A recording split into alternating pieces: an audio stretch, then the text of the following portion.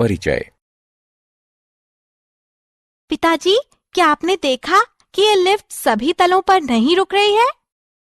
मैंने देखा प्रेरणा, ये दूसरे, चौथे, छठवें, 8वें और 10वें तलों पर रुक रही है। संख्याएं 2, 4, 6, 8 और 10 2 की गुणज है। सही है ना पिताजी? बिल्कुल सही है प्रेरणा। क्या तुम जानती हो कि 2, 2, 4, 6, 8 और 10 संख्याओं का गुणनखंड भी है? नहीं पिताजी, हमने स्कूल में अभी गुणनखंड सीखना शुरू ही किया है। बच्चों, इस पाठ में आप गुणज और गुणनखंड के बारे में जानेंगे। आओ सीखें। गुणजों का परिकलन करना, उभयनिष्ठ गुणजों को पहचानना, शब्द की समस्याओं पर गुणजों की अवधारणाएं लगाना, गुणनखंडों का परिकलन करना, उभयनिष्ठ गुणनखंडों को पहचानना, गुणनखंड आरेख बनाना, शब्द की समस्याओं पर गुणनखंडों की अवधारणाएं लगाना, गुणजों को जानना। मिस रीता प्रेरणा की गणित की अध्यापिका हैं। वो गुणजों की अवधारणा को पढ़ाने के लिए अपने छात्रों के साथ एक खेल खेल रही हैं। वो 3 के गुणजों के साथ शुरू करती हैं। लगभग 10 छात्र मिस रीता के आसपास खड़े हो जाते हैं। हर छात्र के पास 30 कंचे हैं। मिस रीता एक छात्र की ओर इशारा करती हैं। वो अपने मन में याद करता है कि 3 गुणा 1 3 होता है। वो उनके सामने बड़े रुमाल पर 3 कंचे रख देता है। मिस रीता एक दूसरे छात्र की ओर इशारा करती हैं।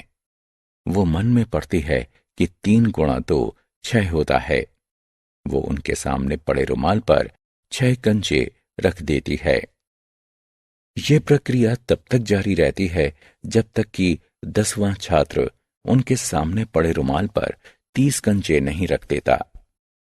संख्याएं 3, 6, 9, 12, 15, 18, 21, 24, 27 और 30 अन्य संख्या के साथ 3 के गुणन हैं। इस प्रकार वे सभी 3 के गुणज हैं। गुणजों की मूल बातें। एक संख्या के गुणज वे संख्याएं होती हैं जो वास्तविक संख्या के साथ किसी अन्य संख्या का गुणन होती हैं। गुणजों को बेहतर ढंग से समझने के लिए आइए निम्न पर गौर करते हैं। गुणजों के तथ्य, उभयनिष्ठ गुणज एवं गुणजों के अनुप्रयोग। गुणजों के तथ्य। अब हम गुणजों के कुछ दिलचस्प तथ्यों को जानेंगे। वेद प्रेरणा का छोटा भाई है। वो 4 कंचों का एक बक्सा खरीदता है। वो कंचों की कुल संख्या को इस प्रकार बतलाता है, 4 गुणे 1 बराबर 4। प्रेरणा बिस्किट का एक पैकेट खरीदती है जिसमें 5 बिस्किट हैं। वो बिस्किटों की कुल संख्या को इस प्रकार बतलाती है, 5 गुणा 1 बराबर 5। रश्मि प्रेरणा की बड़ी बहन है। वो 1 किलो आम घर लाती है जिसमें 6 आम होते हैं। वो आमों की कुल संख्या को इस प्रकार बतलाती है, 6 गुणा 1 बराबर 6। इन आंकड़ों से यह तो स्पष्ट हो जाता है कि हर संख्या खुद उस संख्या की गुणज होती है। वेद 4 कंचों का एक और बक्सा खरीदता है। वो कंचों की कुल संख्या को इस प्रकार बतलाता है, 4 गुणे 2 बराबर 8। प्रेरणा 5 बिस्किटों वाले 2 पैकेट और खरीदती है। वो बिस्किटों की कुल संख्या को इस प्रकार बतलाती है, 5 गुणे 3 बराबर 15। रश्मि 3 किलो आम और खरीदती है जिसमें हर 1 किलो में 6 आम हैं। वो आमों की कुल संख्या को इस प्रकार बतलाती है, 6 गुणे 4 बराबर 24। इन आंकड़ों से यह स्पष्ट हो जाता है कि हर संख्या खुद की सबसे छोटी गुणज होती है। वेद 4 कंचों का एक और बक्सा खरीदता है। कुल कंचों की संख्या है 4 गुणे 3 बराबर 12। प्रेरणा 5 बिस्कुटों वाले 2 पैकेट और खरीदती है। बिस्कुटों की कुल संख्या है 5 गुणे 5 बराबर 25। रश्मि 3 किलो आम और खरीदती है, जिसमें हर किलो में 6 आम हैं। अब आमों की कुल संख्या है 6 गुणे 7 बराबर 42। इन आंकड़ों से यह स्पष्ट हो जाता है कि एक संख्या के नए गुणजों को इस संख्या में एक नई संख्या से गुणा करके तैयार किया जा सकता है। इस तरह एक संख्या के अनंत गुणज होते हैं।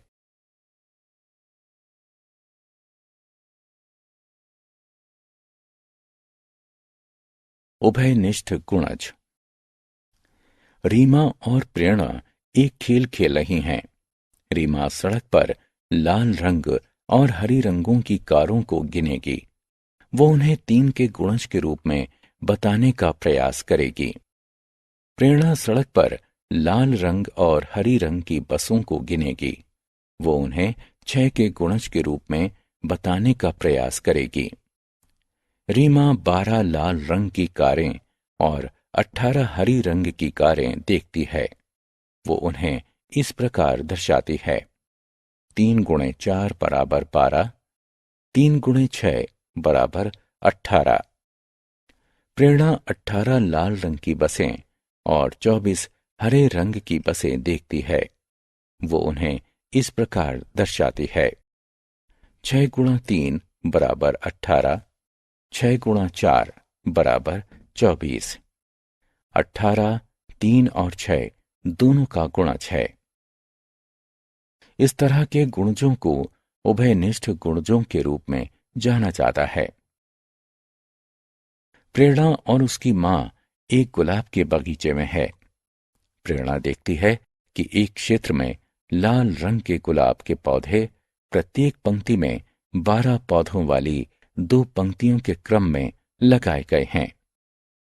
एक दूसरे क्षेत्र में पीले रंग के गुलाब के पौधे प्रत्येक पंक्ति में 8 पौधों वाली 3 पंक्तियों के क्रम में लगाए गए हैं। और एक और दूसरे क्षेत्र में गुलाबी रंग के गुलाब के पौधे प्रत्येक पंक्ति में 6 पौधों वाली 4 पंक्तियों के क्रम में लगाए गए हैं। 24, 2, 3, 4, 6, 8 और 12 का एक गुणज है। गुणजों के अनुप्रयोग। आइए अब हम कुछ शब्द की समस्याओं पर गुणजों की अवधारणा लगाते हैं। वेद, प्रेरणा और रश्मि अपने घर की ओर पट्टियों पर दौड़ रहे हैं। चौथी पट्टी से शुरू करते हुए वेद एक बार में 2 कदम चलता है। प्रेरणा एक बार में 4 कदम चलती है और रश्मि एक बार में 6 कदम चलती है। 24वें कदम पर अपने घर पहुंच जाने से पहले किस अगले कदम पर वे तीनों एक साथ होंगे? वेद के कदम चौथे, छठे, 8वें, 10वें, 12वें, 14वें, 16वें, 18वें, 20वें, 22वें और 24वें हैं। 4, 6, 8, 10, 12, 14, 16, 18, 20, 22 और 24 2 के गुणज हैं। प्रेरणा के कदम 8वें, 12वें, 16वें, 22वें और 24वें हैं। 8, 12, 16, 20 और 24 4 के गुणज हैं। रश्मि के कदम 12वें, 18वें और 24वें हैं। 12, 18 और 24 6 के गुणज हैं। 12, 2, 4 और 6 का प्रथम उभयनिष्ठ गुणज है। इस तरह वे 12वें कदम पर मिलेंगे। आओ खेलें। सही विकल्पों को उठाकर रिक्त स्थानों की पूर्ति करें। गुणनखंडों को जानना। मिस रीता प्रेरणा की गणित की अध्यापिका गुणनखंडों की अवधारणा को समझाने के लिए अपने छात्रों के साथ एक और खेल खेल रही हैं। मिस रीता एक छात्र को बुलाती हैं और एक पहाड़ा सोचने के लिए उससे कहती हैं, जिसमें 12 एक गुणन के रूप में दिखाई दे। साथ ही वो उसे उस पहाड़े की संख्या अनुसार रखी हुई बहुत सी पीले रंग की गेंदों को उठाने के लिए कहते हैं। छात्र 2 पीले रंग की गेंदें उठाता है, अर्थात उसने 2 का पहाड़ा सोचा था। वो 4 और छात्रों के साथ इस अभ्यास को दोहराती हैं, जिसके परिणाम स्वरूप 2, 3, 4, 6 और 12 प्राप्त होते हैं, अर्थात 2, 3, 4, 6 और 12 12 के गुणज हैं।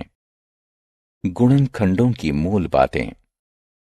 एक संख्या के गुणनखंड वे संख्याएं होती हैं जो वास्तविक संख्या को भाग देने से प्राप्त होती हैं तथा शेष शून्य होता है। गुणनखंडों को बेहतर समझने के लिए आइए देखते हैं गुणनखंडों के तथ्य। उभयनिष्ठ गुणनखंड, गुणनखंड आरेख और गुणनखंडों के अनुप्रयोग। गुणनखंडों के तथ्य। आइए अब हम गुणनखंडों के बारे में कुछ दिलचस्प तथ्यों को देखते हैं। प्रेरणा अपने जन्मदिन पर उसकी मां को 10 लाल गुलाबों का एक गुच्छा देती है। प्रेरणा की मां उन सबको एक फूलों के गुलदस्ते में रख देती है। हम इस व्यवस्था को निम्नानुसार व्यक्त कर सकते हैं।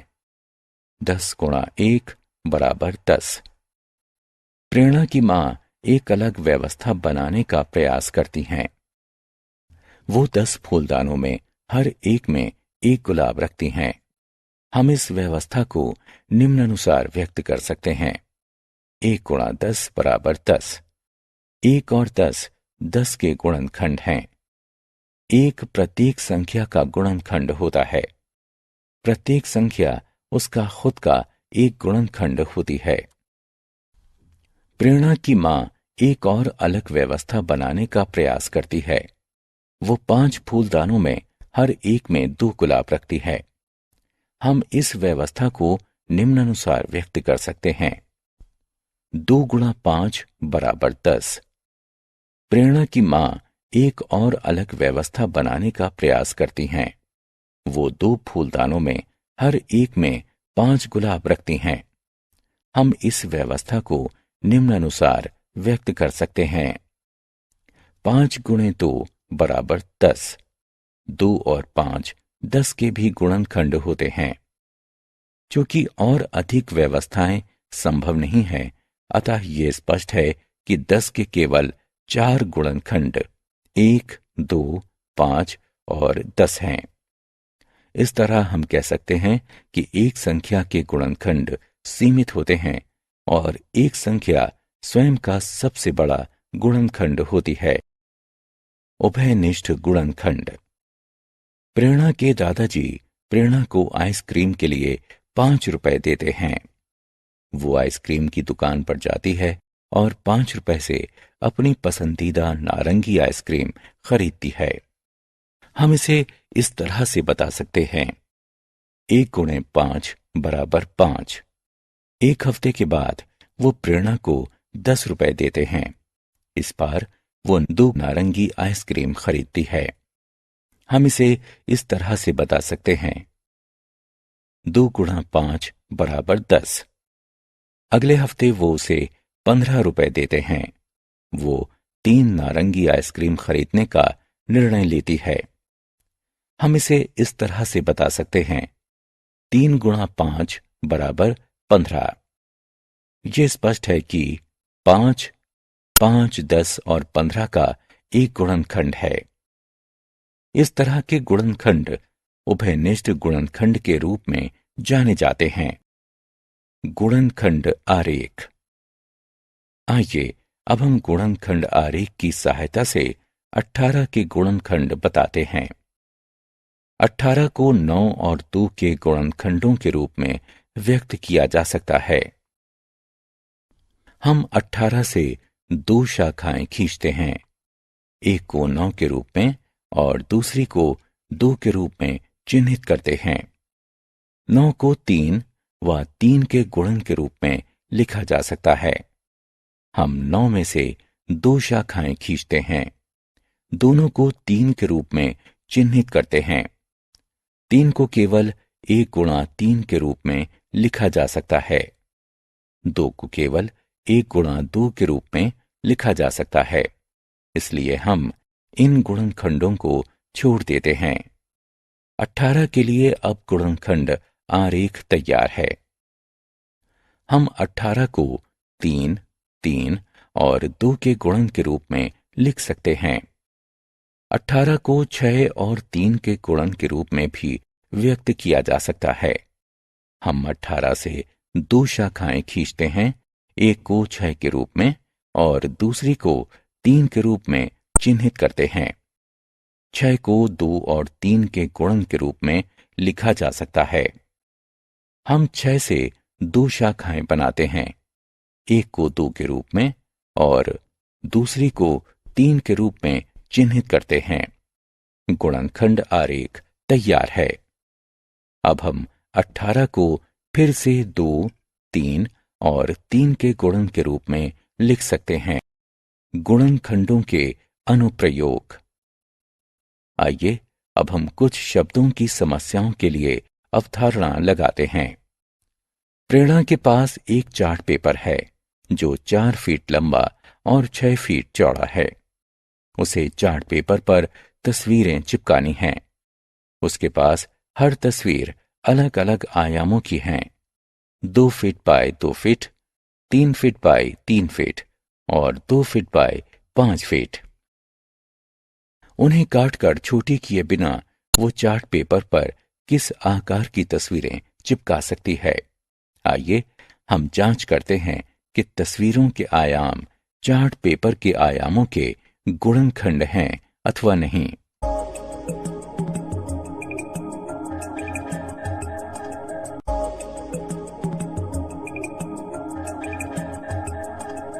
पहली तस्वीर के आयाम चार्ट पेपर के आयामों का एक गुणनखंड है। इस तरह प्रेरणा तस्वीरों को काटे बिना चार्ट पेपर पर 2 फीट बाय 2 फीट के आयामों की तस्वीरें चिपका सकती है। आओ खेलें। क्लिक करें और कॉलम क की वस्तुओं का कॉलम ख की वस्तुओं से मिलान करें।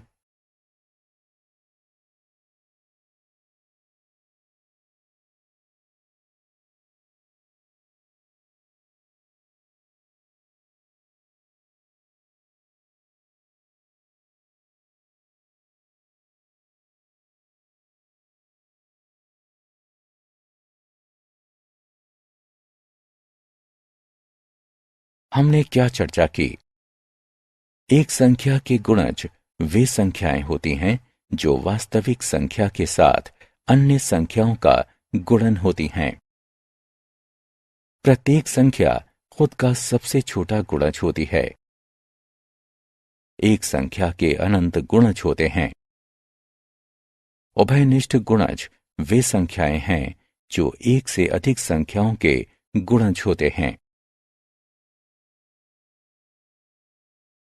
एक संख्या के गुणनखंड वे संख्याएं होती हैं जो वास्तविक संख्या को भाग देने से प्राप्त होती हैं तथा शेष 0 होता है। प्रत्येक संख्या खुद का सबसे बड़ा गुणनखंड होती है। एक संख्या के गुणनखंड सीमित होते हैं।